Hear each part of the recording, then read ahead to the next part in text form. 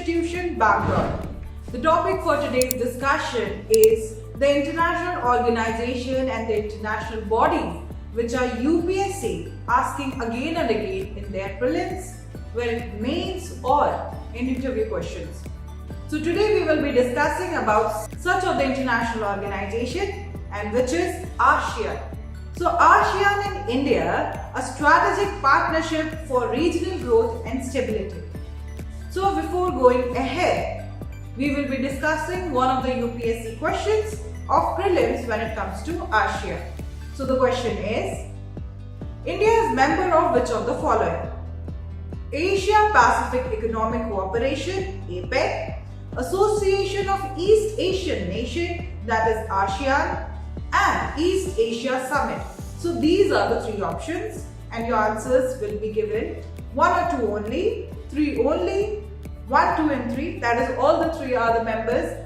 When it comes to India, India is member of all the 3 organizations. And the 4th option says that India is none of the members. So your correct answer. So you can take some time and decide what is the answer. So the correct answer is the 3rd one, 3 only. So India is a member of only East Asia Summit and India is not a member of APEC or ASEAN.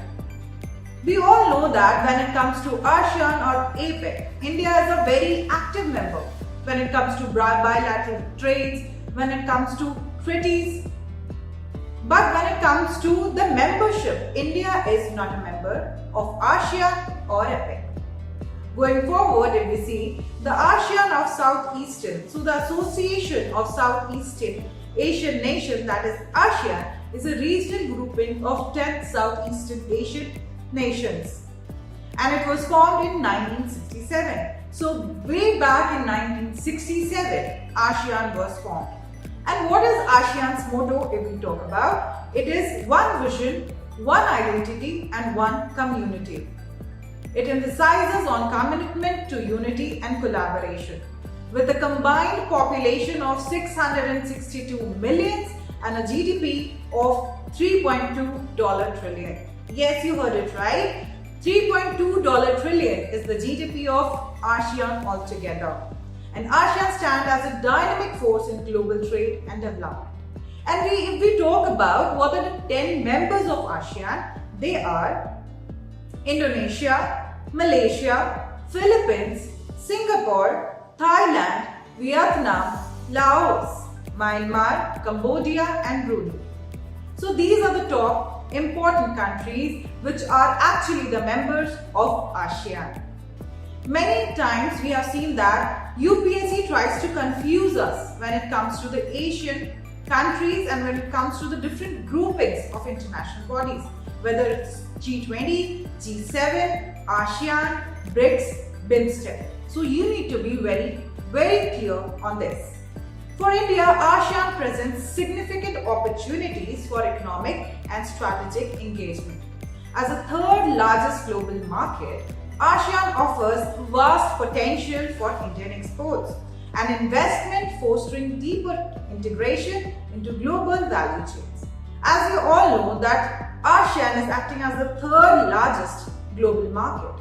So India can get a very sufficient and a very secure spot for export purposes when it comes to dealing with ASEAN nations.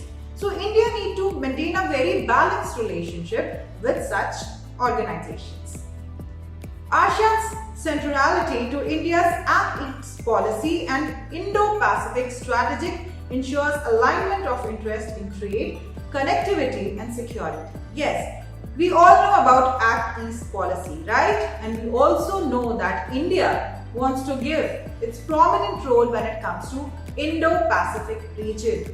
In fostering such kind of dreams, ASEAN is going to really help India. So India and ASEAN can be in the same front when it comes to Act East policy and also the Indo-Pacific region.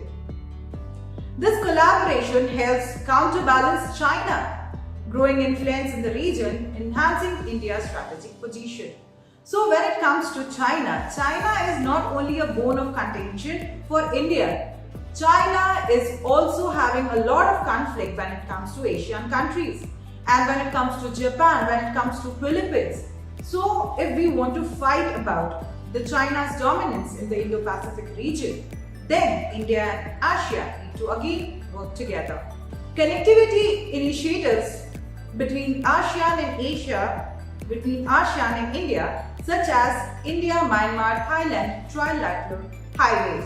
So this kind of trilateral highways like your India-Myanmar-Thailand again is going to accelerate economic developments in India's northeastern states. So when it comes to Indian northeastern states, we need more attention towards it and the development. Recently we have seen that there is a lot of chaos going on in Myanmar and in Manipur.